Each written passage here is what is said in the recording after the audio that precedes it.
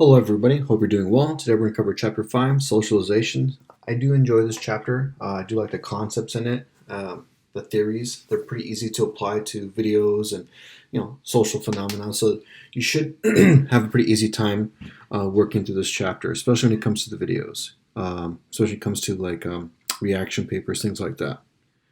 Okay, so let's get started. So socialization.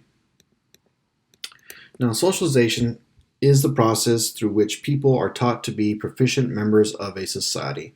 And really, what this is suggesting is that we have to be taught the rules, the guidelines that that we will need in order to function well in the societies that we belong to. So, no matter where you're born, no matter what families you're born into, your families, which would be the first stage of socialization that we come across, will teach you or teach us how to function in the worlds that we now belong to. Okay, but what this is going to argue is that socialization is something that we're capable of. I'd say almost inherently, but it's not something that we learn on our own. So even though we have the capacity to learn language, symbols, meanings, interpret those meanings, uh, interpret them in such a way where we can function and get along with others, even though that's something we have the capacity for, it's something that has to be taught. We won't learn these things unless somebody teaches them to us. Okay, and that's what our families do. It's like, if you think of like babies, if you ever spend any time around a baby, they make noises. It's called babbling. So babies babble, right? And what babbling is actually kind of amazing. It's a baby's ability to essentially do what? Mimic. They're making noises. They're trying to sound out. They're listening to what we're saying, listening to the world around us or around them, and they're trying to mimic the sounds that they hear. And that's exactly what they're doing. So as infants, we have the capacity for language. It's there, but it has to be taught to us. Okay, so socialization also describes the ways that people come to understand societal norms and expectations, to accept society's beliefs, and to be aware of societal values. This goes back to what we talked about in chapters 4 and 3, the idea of like folkways, mores, and laws. Those would be societal expectations or norms. Okay, those things are taught to us. Once we understand what the norms of society are, then we're able to function well in that society. Okay, and like I said, this is something that happens through socializing. It's impossible for you to be connected to societal norms if you are not properly socialized. Okay, and we'll go into what that process is in a few more slides. So, who we are as human beings develops through social interaction. Pretty straightforward. The more socialized we are, the better that, the more adjusted we'll be, the more connected we'll be to society in a healthier way. The process of self-development is a precursor to understanding how the self becomes socialized. So in this chapter, they do talk about the concept of the self, the concept of the generalized other, kind of the idea of I or me as opposed to others. Okay, and we'll get into all that. Okay, but just understand that socialization is something that has to be taught to us, not something that we're born with. Okay, now just to kind of go over really quickly the differences between sociology and psychology. The difference really is that psychologists focus on how the mind influences behavior, while sociologists are more concerned with how society impacts the process of the world.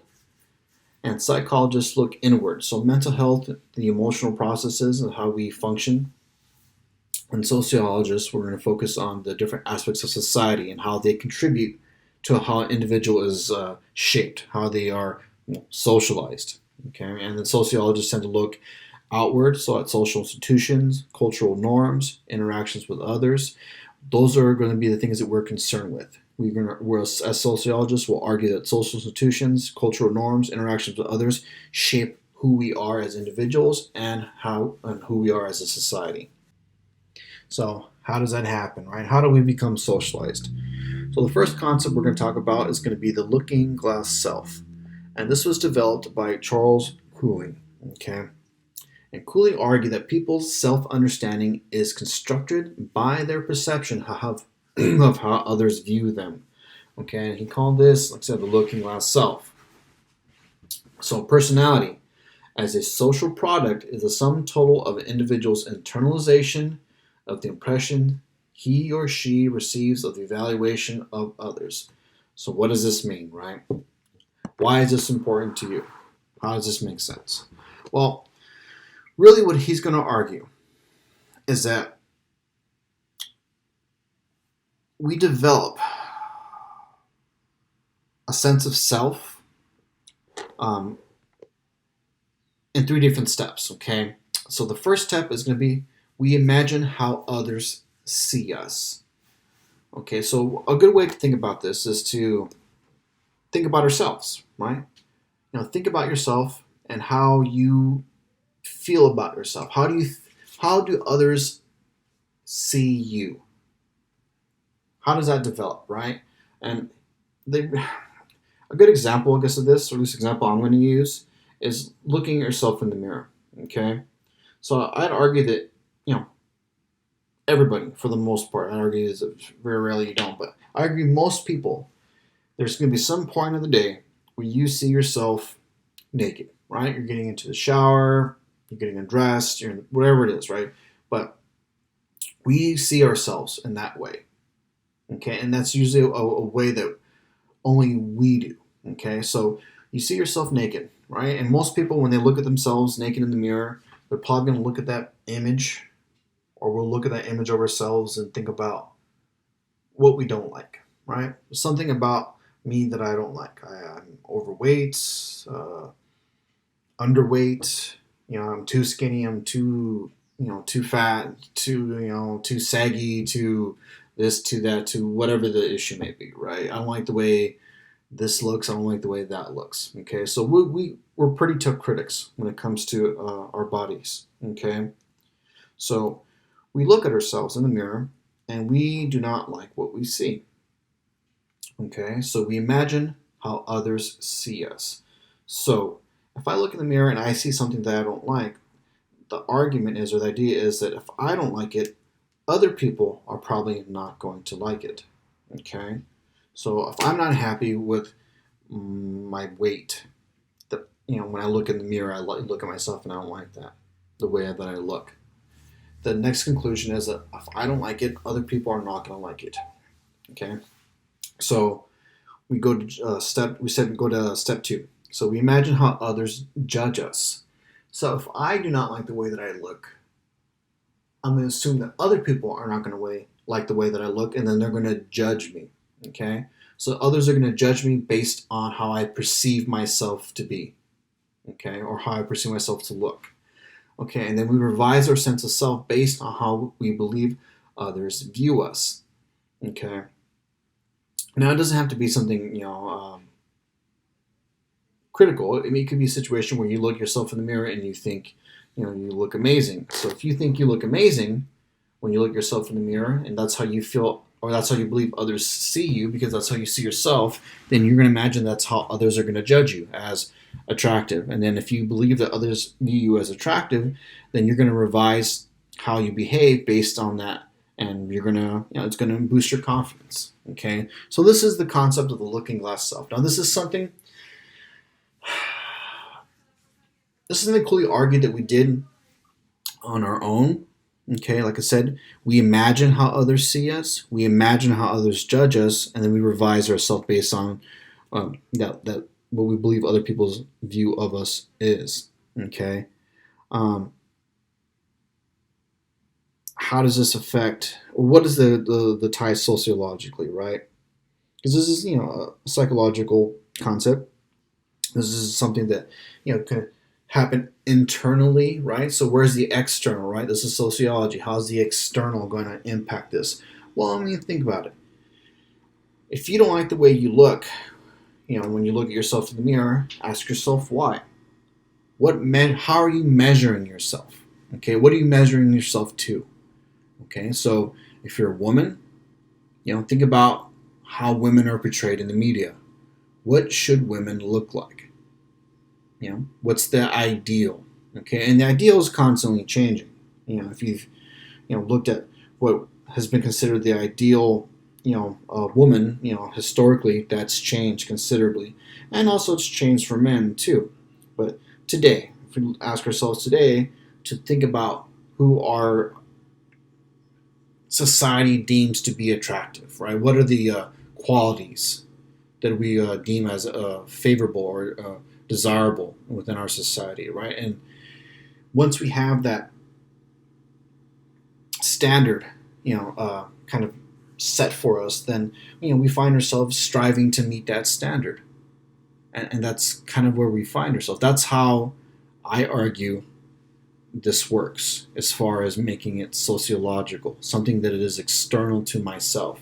It could be a situation where I look at, just for lack of a better term, let's look at media, movies, right? For men, what's the number one highest paid actor right now? I think it's like The Rock, or he was up there at least last year. I don't know what he is this year, but The Rock, right?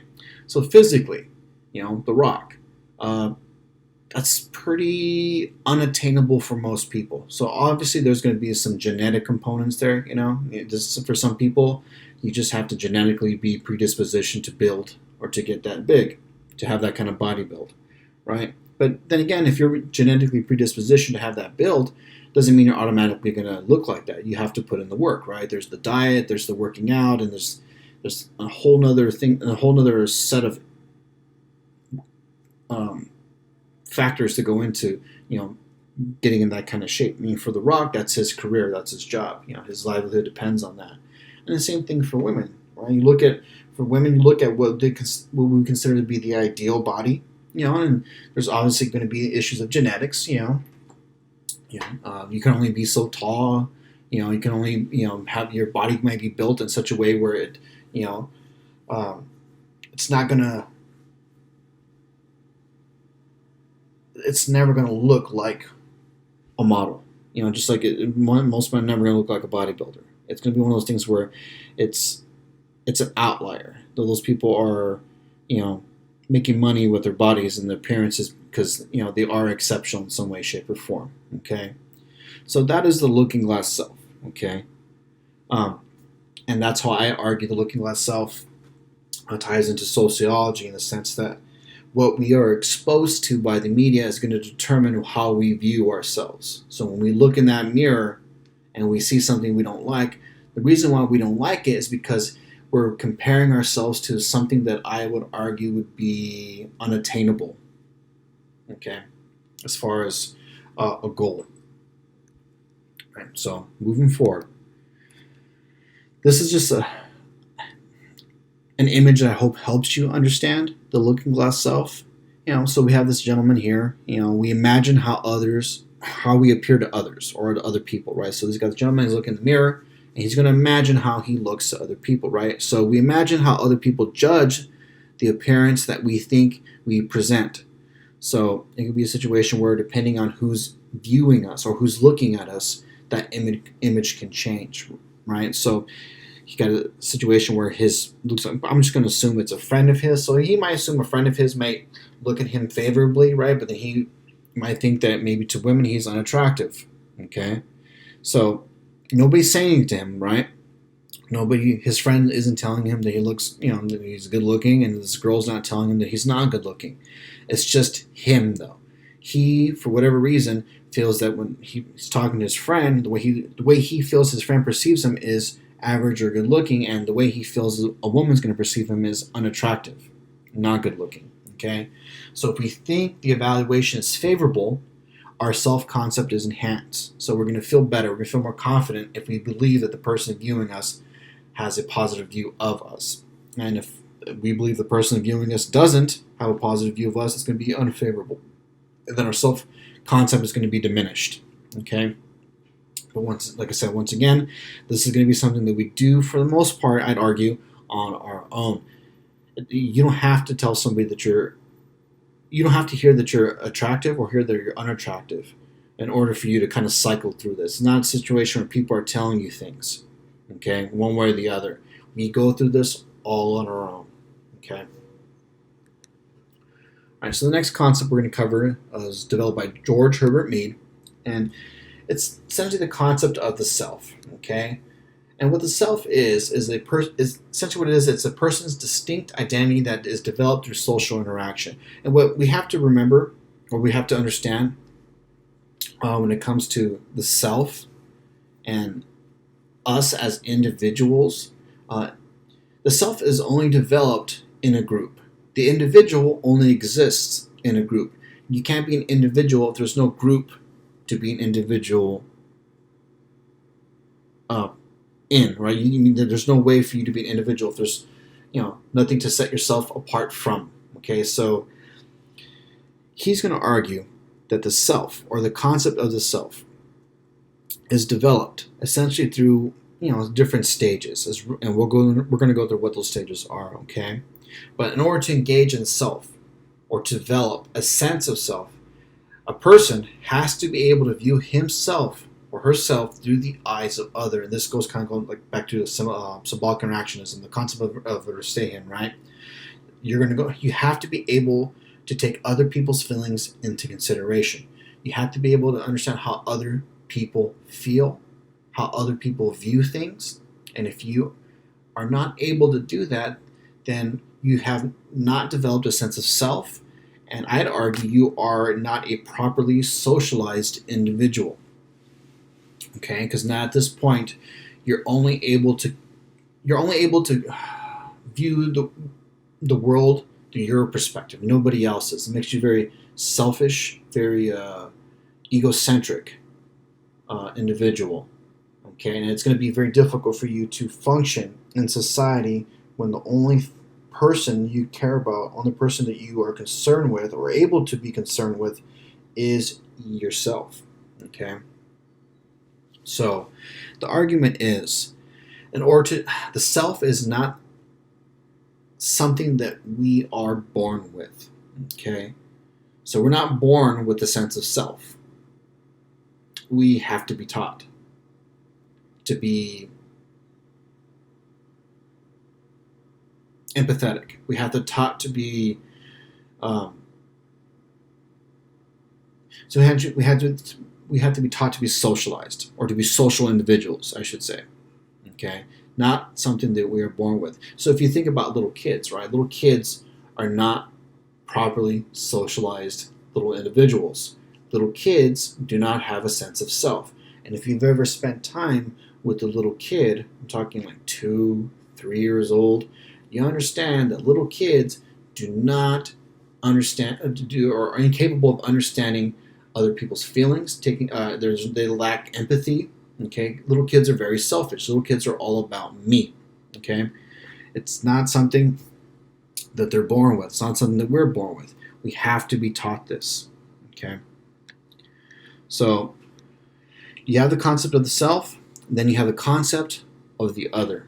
Okay, now the concept of the other is really society. So when you say or hear the other, it's society that we're talking about. Okay, so the other is essentially, through socialization, we learn how to put ourselves in somebody else's shoes. Okay, we're able to essentially become self-aware and see ourselves and put ourselves in other people's perspectives. Okay, so going back to the concept of little kids, if you ever spend time with little kids, do little kids like to share? Do little kids care about other little kids' feelings? Little kids are, they roughhouse, they're aggressive. Like if one little kid has a toy and another little kid wants it, that other kid has no problem going and taking it from another little kid. If the other little kid cries, the other kid who just took the toy from him is not worried about it. Okay? So, in order to become a properly socialized individual, you have to be able to take other people's feelings into consideration and to view the world from other people's perspectives. Okay, and once you're able to do that, you are a properly socialized individual, and you have developed a sense of self. Okay.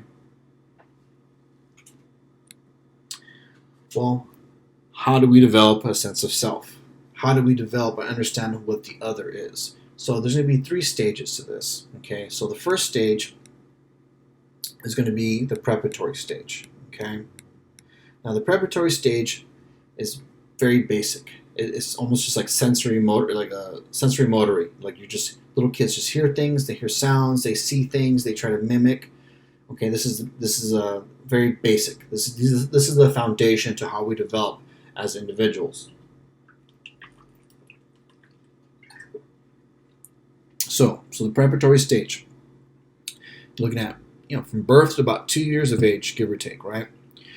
Children are only capable of imitation. So like this little picture here of this kid. Mom's got a little toy. She's got a little toy. She's pretending like it's a phone.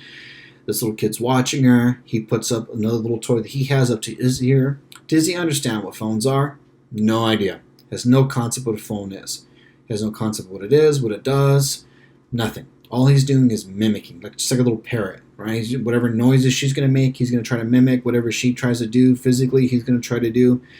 At this point, simply imitation, right? Has no ability to imagine how others see things. It's all about him, okay? He's going to copy the actions of his mom, pretty much who he spent, I would argue, the majority of his time with.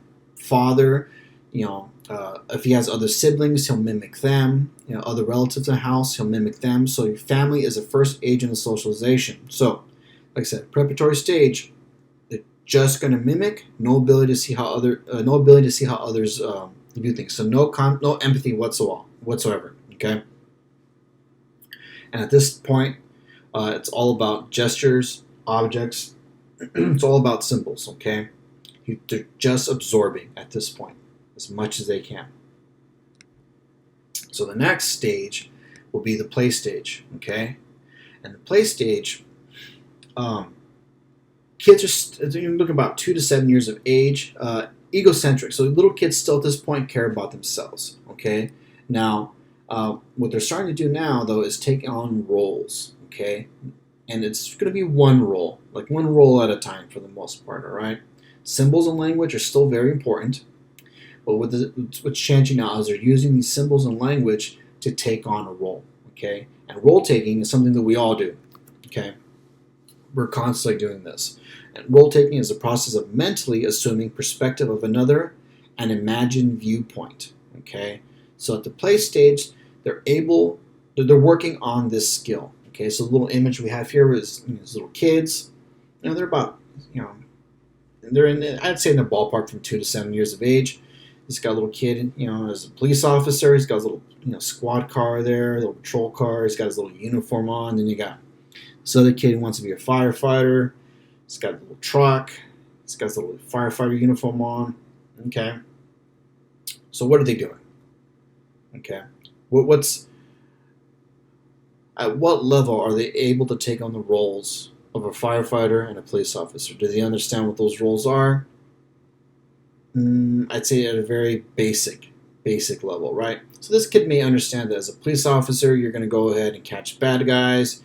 Maybe he's running around handing out little fake tickets to his friends. He understands on a very, very basic level what a police officer does, right? So he's able to take on that role of a police officer, okay? I'm a police officer and you are a bad guy, okay? So it's one, maybe 2 roles maybe. Okay, that he's able to take on and understand. The kid is a firefighter, same thing, right? He's only able to take on the role of a firefighter and maybe the role of maybe somebody that needs help, a victim, But that's it, though, okay?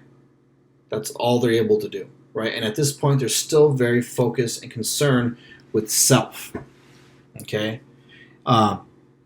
They are able to take on the concept of others, okay? But it's very minimal, right? It's still very primary, in their ability to take on the roles of other people, multiple people, right? And now it's pretty much just them as a police officer and the bad guy that they're chasing or the person that they're helping, and it doesn't go past that, okay? So play stage, they're able to take on some perspective of others, but not much, okay? The next stage is going to be game stage, okay? So children from about 7 years of age to about 11, okay? And what game stage is going to do, excuse me. So the next stage is going to be game stage, okay? So this is children from about about 7 to 11 years of age, give or take. Okay, and what this does is allows kids to take on the roles of many others in one situation simultaneously, right? So at this point, kids have essentially developed um, or have a very firm grasp of their role, and are also able to have a very firm grasp of others or other people's roles in a given situation. And this is very important, though, right? It's a situation. It's situational. Okay. So this kid here, right? He's anywhere from 7 to 11 years of age, give or take, and he is the pitcher of this baseball team. Okay. So that is his role. He's pitching, or he is the pitcher. Okay. So behind him, you look like you got a kid maybe on a base. You got kids in the outfield. Okay. So he has to take on the role or understand the role of his teammates and every role that his teammates are in. So if you're playing baseball, so he's a pitcher. You got 3 bases, behind him. So he's got first, second, and third. So he has his teammates on first, second, and third. Each one of those teammates has a role. They're guarding that base, and then he has people out in the outfield. Okay, and not only does he have to take his teammates' roles, different roles, into consideration, but he also has to take in the roles of the opposing team. So he's pitching. That means there's a batter there. And if there's a batter, there's going to be a catcher behind him. Okay, so he has to take on the role of the batter, take on the role of his catcher for his team, take on the role of the umpire. He's going to have to take on the role of everybody on that field in order to perform his role. Okay, so during the game stage, children are able to understand their roles in addition to multiple other roles simultaneously in this situation of gameplay. Okay, but that's it for the most part. Okay, so they can take on multiple roles simultaneously. Okay, but it doesn't extend further than that. So self and other, they are definitely aware. Others become important. Others become important because you understand that another person's role impacts your role. What somebody else does can impact you, and more importantly, what you do impacts somebody else. So this is how kids develop a sense of self. This is how kids understand others as far as society, okay, or the generalized other, which is societal expectations of you. This is a properly socialized kid, or on their way to being a properly socialized kid. And this is why, they recommend that kids play sports, get involved in activities. It doesn't have to be sports. It can be band. It can be any. The goal is to socialize your child. Okay, it doesn't matter what the activity is. It can be anything, as long as that child is being exposed to other kids, other people, and they learn how to properly orient themselves within those groups by understanding what their roles are and other people's roles are.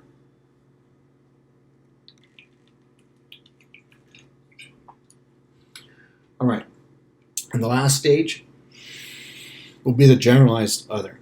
Okay, now what the generalized other is essentially, when you hear the term or when you hear generalized other, what I want you to think about is just society. And I mean society, I mean all the expectations that society will have of us. Okay, so essentially norms, folkways, mores, and laws. Okay, so the generalized other is us, society at large. Okay, so the common behavioral expectations of the general society, or any general society. Okay, a child must be able to consider the attitudes, viewpoints, and expectations of the generalized other. So think about it. If you are not able to take or to consider the attitudes, viewpoints, and expectations of the society that you live in, how well are you going to perform in that society? Are you going to be able to get a job? Probably not. Because you don't understand that for a job, depending on what the job is, we're just going to assume that you wear a suit, right? That you wear some kind of business attire. Okay, when you show up to a job, you're not going to go in there, with a bunch of dirty clothes or a big stain on your shirt, right? Because you understand that would be considered rude, and that other people will view you as unprofessional or sloppy. Okay, you understand that there's certain things that you don't do. Okay, so attitudes, viewpoints, and expectations. You are properly connected to what those are. Okay? And if you're not, life is going to be very difficult for you. Okay? So, next thing. The child can take on the role or the roles of many other people and many different situations simultaneously. So as opposed to just being able to take on your role in a game, at this point now, you can take on multiple different roles that you have, in addition to multiple different roles that other people have in multiple different situations. Okay, so the child understands that their role in relation to others, and this happens constantly. Okay, what I mean by this is I understand what my role is right now. I'm a teacher. This is a lecture that I'm giving to you as students in my class.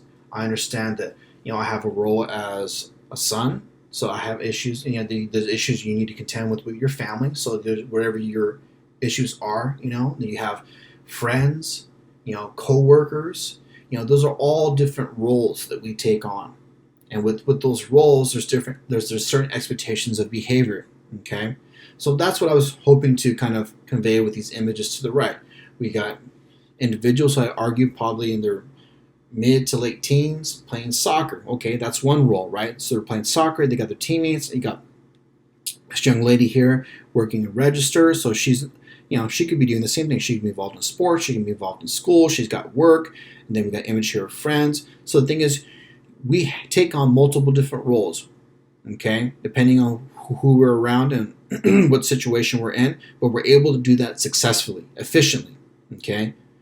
For people who are not properly socialized, they might not be able to maybe work a job and then play sports, work a job then go to school, work a job and then maybe hang out with friends. Maybe it's one of those situations where they can only do maybe one or two things and maybe they're not doing it well. They're awkward, and we all know people. At least I would argue that we all know people that are socially awkward. We all have that one friend who doesn't understand that one thing that they do is rude, or that one thing that they do makes people uncomfortable, or is weird, or whatever the situation would be. Like, I'm not going to go into it, but I have some friends that are socially awkward. Okay, just an example. I was hanging out with some friends, and this couple walked past us, and the couple was heavily tattooed.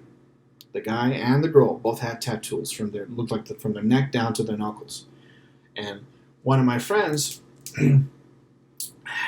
said pretty loudly that their tattoos looked like, we're just going to go ahead and say stupid. But he didn't use the word stupid. He said something else. Okay? So I'd argue that my friend is not properly socialized. One, that's very rude. Right? You don't say something about somebody's appearance as they're walking by. It's a problem. Okay? He's not properly socialized. That's a rude thing to do. He doesn't understand his role, right? His role as a person who should be an adult, who should be able to understand that as rude behavior. He doesn't understand that, by him saying that, he could offend somebody, he could hurt somebody's feelings. Okay, so he's very caught up in the self, right? He sees something, he doesn't like it, he's going to make a comment, he's going to be critical about it, and he doesn't understand how his comments can affect somebody else, not a properly socialized individual. And then second, his role as our friend. Because now he just made a comment, a very rude comment about somebody's appearance. And what happens if that person takes offense to it and wants to come around and essentially pick a fight? Right now, I got to deal with my friend and people that are trying to pick a fight with him. So he failed to understand what his role is, take on multiple roles, and take on not just his role in relation to everybody else, but everybody else's role in relation to him. Okay, so he is not a properly socialized individual, and he has a very poor, weak concept of the generalized other, or he's very weakly connected to the generalized other. Okay. All right, so moving forward. Okay, I'm not going to spend too much time on this. We have we have the idea or the concept of nature versus nurture. Okay, at this point now, most academics will argue it's not simply just one or the other; that it's going to be a combination of the two. Okay, and for nature, the argument is that our temperaments, our behaviors, our interests, our talents are set before birth or set at birth, right? So essentially, we are born with predisposition genetically to do well or not do well at certain things. Okay, and then there's the whole concept of nurture, right? The relationship and caring that surrounds us is going to be responsible for how we develop as individuals. Like I said, they're going to argue that it's going to be a little bit of it's both, and not simply just one or the other. As far as one being more important, okay. And as far as nature, I do get it. For some people, like myself, right, musically not inclined. I've tried.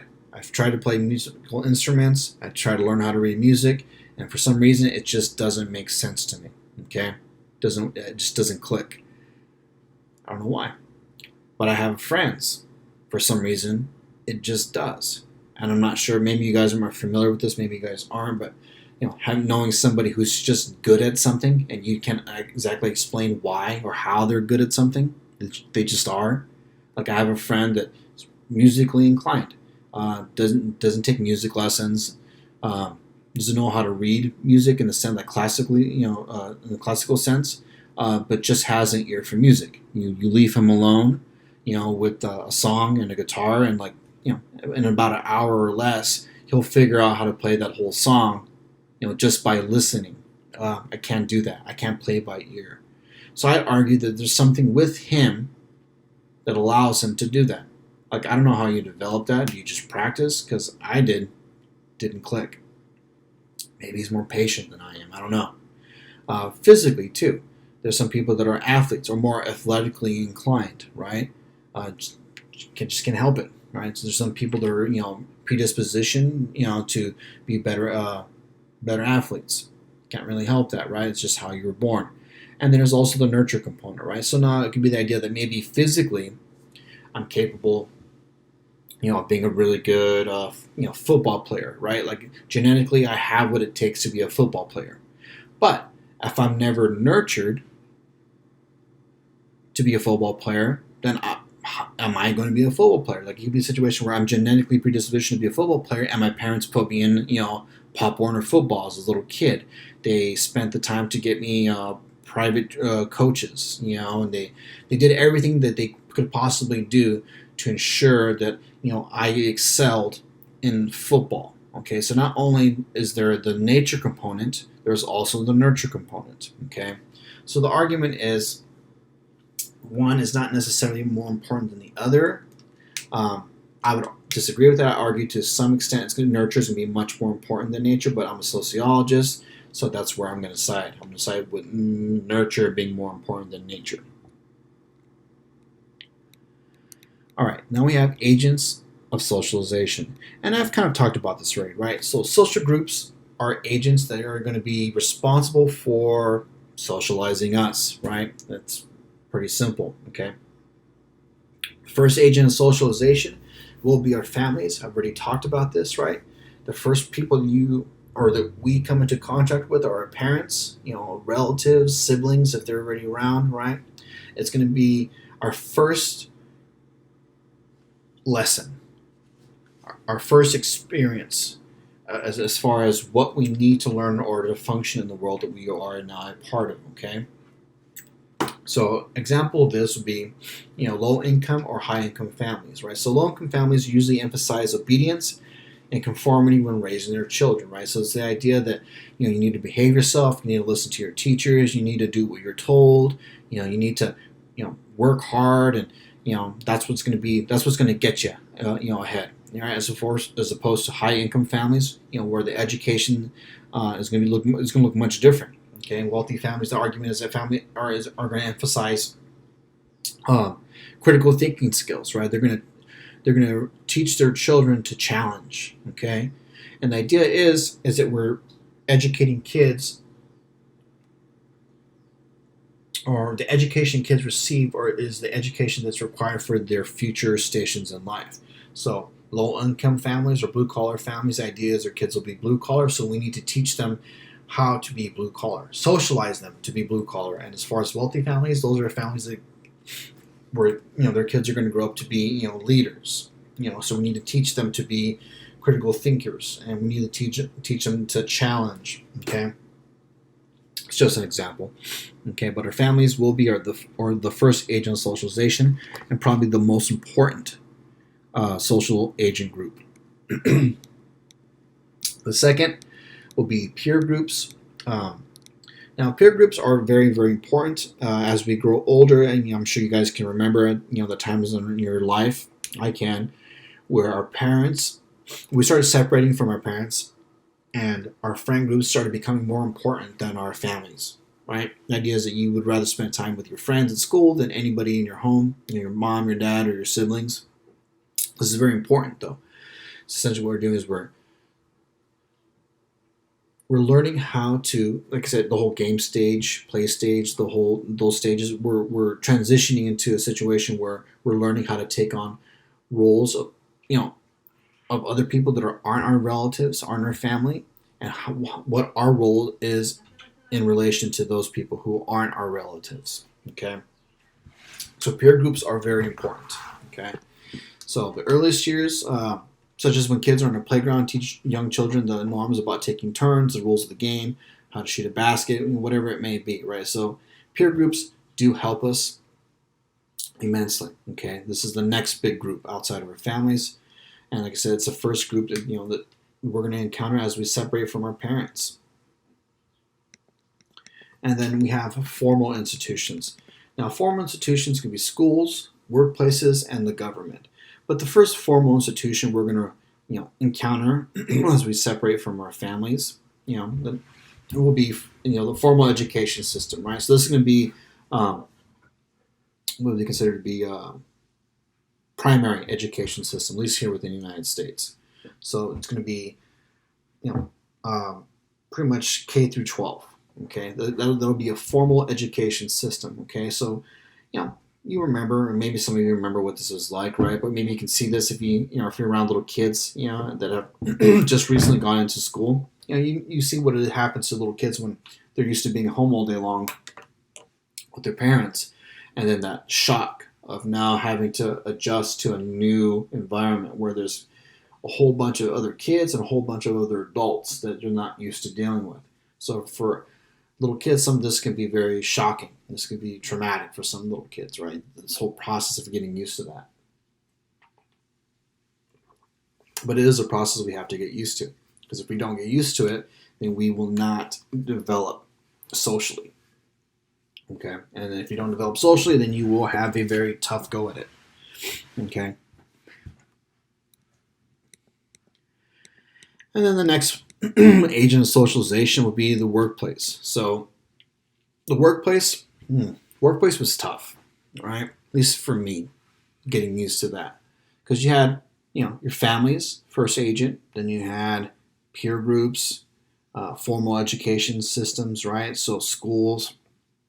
But when you get out of school, and think about this, right? When you do leave school and you do go out into the workforce, you're surrounded by people of all different ages, all different cultures, all different. It's the real world, right? If you will, like if you think about school, school will only you're pretty much surrounded by people that are your same age group, even when you get out of high school. So if you get out of high school, so let's say you get out of high school and you go to university somewhere, right? You're fortunate enough to go to a 4-year university. Okay, right out of high school. So that means you're going to live in a dorm somewhere at a college. Think about it. You're still surrounded by people that are pretty much within your own age group. Now, there's obviously going to be adults there, staff and whatnot, but the idea is that you're going to be surrounded by a bunch of people that are your age. And the idea is that really no other time in our lives will we be surrounded by people that are so close to our own ages. Okay, because once you leave the education system, college, or high school or college, and you go out into the workplace, into the workforce, you're surrounded by everybody, okay? So it's a strange thing to think about, right? So the workplace in itself is important because we do spend a huge amount of time. We invest a significant amount of time in the places that we work, right? So if you're working part-time, part-time can be just a few hours shy of full-time work. For those of you who work part-time and, know this, you can work 30 plus hours, like literally just shy of 40 hours a week and still consider part-time. Or maybe you do work full-time, okay? You understand how much time you spend with the people that you work with. And it gets to the point where the people you work with sometimes become just as important or even more important than the people outside of work, family, friends, significant others. I mean, we do spend a lot of time with people at work. There's even jokes, right? I'm sure you guys have heard them. If not, you will. You have your work husbands and have your work wives. Essentially the idea that you're spending so much time with the people that you work with. It's like a whole nother family. Okay, that's how much time we spend in the workplace. Okay, but in order to spend that time in the workplace, we have to be socialized, right? So there's a material culture that we have to get used to, and material culture is also important when it comes to school and things like that. So it's not just exclusive to the workforce, but this is where they've placed it. So material culture could be how to operate in this new environment that is work. Okay, whatever it may be, right? So you go work at a supermarket. Okay, so there's a whole new world of material culture that I have to get used to, right? There's registers, there's produce, there's there's all these things that you have to learn how to manipulate now, right? If you've ever worked at a supermarket, you might know what I'm talking about. You got to learn to run the register. You got to learn how to clean and break down the meat room. You got to learn how to do all the stuff in produce. Like there's machines and things that you use there that you're not used to using. You've never used before. So material culture, whole new material culture for us. And then there's non-material culture, right? And this is pretty much how to deal with people that aren't your family, that aren't your friends, your peer groups, right? These are going to be people that are bosses, supervisors, co-workers, customers, okay? You have to know what your role is and what their role is, and then what works and what doesn't, okay? So this is a new learning process for us as we go into the workforce, okay? And, some of us may, fare better than others when it comes to this, right? I know I have some friends that don't like being told what to do. They grew up in such a way where people when people tell them what to do, it's viewed as a challenge, and they act accordingly. So they had a difficult time adjusting to the workforce, a situation where they needed to understand that their boss was telling them to do something, not because it was a personal attack against them, but simply because they're the boss and they need them to do something a certain way. So some of my friends were not properly socialized and took this as a challenge, took this as an offense, and didn't go well for them. Lost a job or two. Okay, so we have to learn how to adjust to the workplace, right? This is another agent of socialization for us. Okay, religion. I'm not going to go into religion too much, because the problem with the religion is that if you are a religious individual, more often than not, you are religious because it was something that was taught to you by your family. So this should kind of be under agent of family as an agent of socialization. Now, granted, I do understand that people can just change religions or find religion later in their lives, but it's the same idea or same concept that if you do, either you're socialized into religion as a child or you're socialized into religion as an adult. Okay, either way, it's a socialization process. So I'm not going to spend too much time on that. Okay, so now we're going to talk about socialization across the life course, right? So as we grow older, okay, age-related transition points that require socialization into a new role, such as becoming school age, entering the workforce, or retiring. Okay. Next thing we're going to cover: socialization across the life course. Okay. So socialization isn't a one-time or even a short-term event. Socialization is a lifelong process, and we are constantly being socialized or re-socialized depending on what's happening in our lives. And that's really what it comes down to, okay? As we get older, like we've already gone through, right? There's your family, there's peers, there's school, there's workforce. These are all points of new socialization that occur as we age, okay? So for individuals that would be considered youths, right? Such as wild nights out, serial dating become less acceptable in the eyes of society. So what this is arguing, right, is the things that I can get away with in my late teens and maybe my early to mid 20s, hell, even maybe my late 20s, I'm not going to be able to get away with in my 30s. So, let's say you're 21, 25 years old, right? So going out drinking, getting drunk, doing things like that, that is to some extent to be expected, right? You're behaving like, somebody in their early 20s, right? Irresponsible to a certain extent, right? Not behaving in a way that we would consider to be necessarily mature, right? Reckless, it's to be expected, okay? And even though it's to be expected, and because it is to be expected, there's almost a sense of leniency when it comes to that age and those behaviors, right? And if you've ever heard the term youthful indiscretions, right? So the idea is, you were young, that's kind of what you do when you're in your early 20s, so it makes sense that that's what was happening, right? So think about it, though. If I'm a person who's 21, 22, 23, I'm running around drinking and doing a lot of stuff because it's, something that's new. It's a new socialization process for me, right? That's a new time in my life. But, you're going to go ahead and cut me some slack because I'm in my early 20s. Now, picture behaving like that when you're in your early 30s, right? So is it the same look? Does society view it the same way? Is there the same type of leniency granted to somebody who's in their 30, somebody who's 30, someone who's 32, 33, acting like a 22-year-old, right? And then take it up a notch, right? Somebody in their 40s, 41, 42, 43, acting like a 22, 23-year-old, okay? So as we grow older, how we're expected to behave also changes with us, okay? So adult responsibility and commitment is really what we're talking about, okay? As we grow old, you're expected to hit certain stages of your life. You got your early 20s. Those are your lost years, right? Your best decisions and worst decisions in your life will be made in your 20s, right? It'll dictate how the rest of your life can go. So in your early 20s, you went to college, you didn't get in trouble, you didn't party too much, you got your degrees and you landed a pretty good job, right? At a good company or somewhere, whatever, right?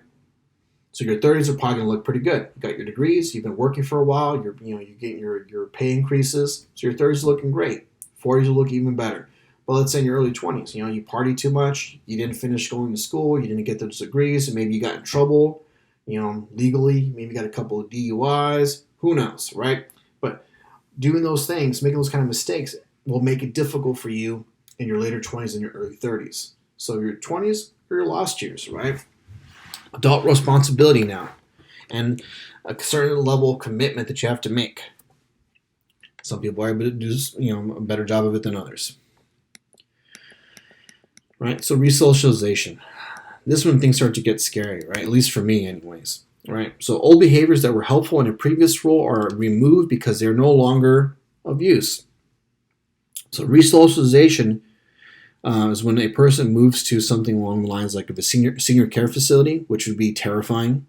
Boarding school, which would be kind of awesome depending on the boarding school, right? Jail and or prison, terrifying.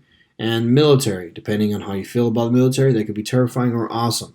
But at the end of the day, these institutions would be total institutions. And what I mean by total institutions is they're all encompassing, right? A senior care facility, complete institution, right? A whole new set of rules and regulations that you're not used to. Boarding schools, same thing. Jail, prison, same thing. Military, same thing, right?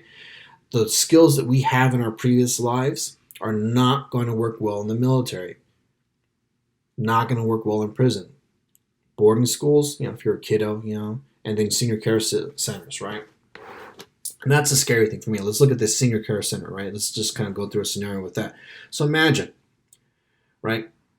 You're in your, let's say, 70s, right? You're in your 70s, and you physically you can't take care of yourself in your own home anymore, right? The home that you spent the last 40, 50 years, paying off, 40, 50, years living in.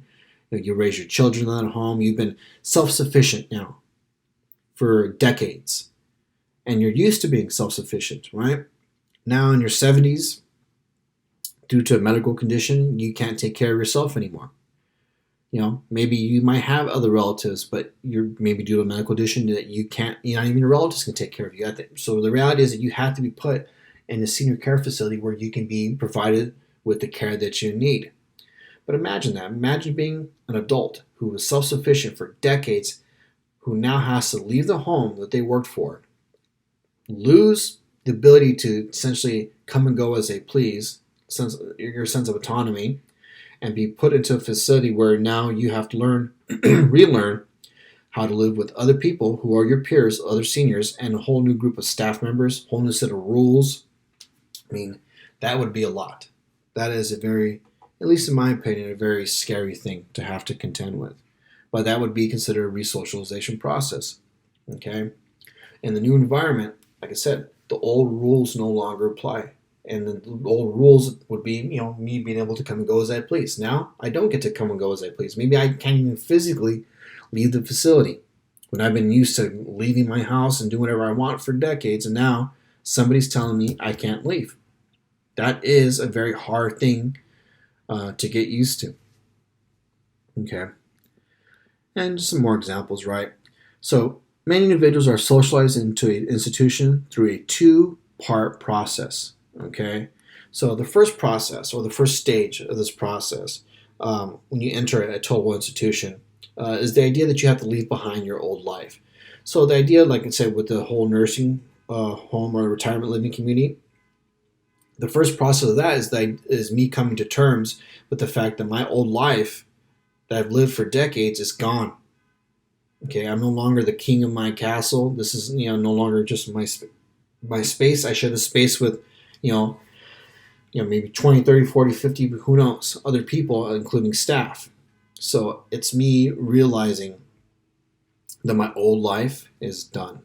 Okay, and usually what happens is there's some sort of ceremony, right? Whether formal, informal ceremony that kind of solidifies this. Okay, so as a senior, maybe my degradation ceremony is maybe getting rid of belongings.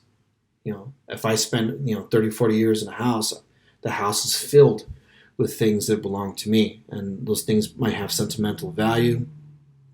These are things I've collected for years, whatever. Just imagine, the things that if you look at your grandparents or your parents, think about the stuff that your parents have or your grandparents have, and imagine taking that all away from them because they can't take it with them to a nursing home. You're not going to be able to take an entire home full of furnishing and collections, valuables to a nursing home. So I would argue that would be a very degrading situation to have to literally, throw your old life away. Downsize would be a nicer way of putting it, but still, that's what it would be. Okay, and the image here to the right, we have individuals who are entering into boot camp, right? So part of the degradation ceremony for boot camp is shaving your head, along with stripping you of all your street clothes and providing you with uniforms and a bunch of other things, but shaving your head. I'd argue that as a part of a degradation ceremony, right? You're going to, whatever haircut you have, it's gone. That's degrading, having somebody, shave your head like that. Okay, so new members lose the aspects of their old identity and are given new identities. Okay, so nursing home, you lose your identity as, Chuck, who lived at this address for 50 years, who did this. Now it's Chuck, who lives in, room, 57, and in the nursing home, right? He's got a new identity now. He's now a resident of this nursing home facility and no longer, Chuck, the guy who lived down the street for 50 years. New identity, right? In the military, you're no longer who you were on the street in your former life. Once you join the military, for the most part, you're barely even a last name, right? They want to be nice with you. They might refer you to by your last name. Okay. In the military, you're no longer who you were. You are now a soldier. You are now the property of the United States government. This is a new identity for you, right? This is your identity until they tell you otherwise. Okay. That's where they have rankings. So you're going to have a private, right? So you're at this point now, you're just a private first class, so on and so forth. Okay, now this process can be gentle or it can be harsh, right? The degradation ceremony. Either one of the two, but I'm arguing it's usually going to probably be more harsh than not. And the second is simple enough. It's just the learning process as a whole, okay? And it's really what it is. It's the building of this new identity, this building of this new life, and getting used to living in this new society or this new world, okay? All right, so that's the end. I'm going to go ahead and post this. It should be available, and then I will go ahead and post your discussion board video for later tonight. If you have any questions, go ahead and please let me know. And I am also going through the grades right now, so I'm trying to go and get that squared away. So bear with me. Like I said before, if you submitted your discussion boards and your weekly reading reflections on Canvas, they should be there. I'll grade them, no problem. And if for whatever reason you missed the deadline and you shot me an email with the discussion board or the reading reflection, bear with me because, like I said, I'm getting a lot of emails. I'm going to have to sift through my emails to find your work, okay? So just bear with me on that. I'll get those squared away.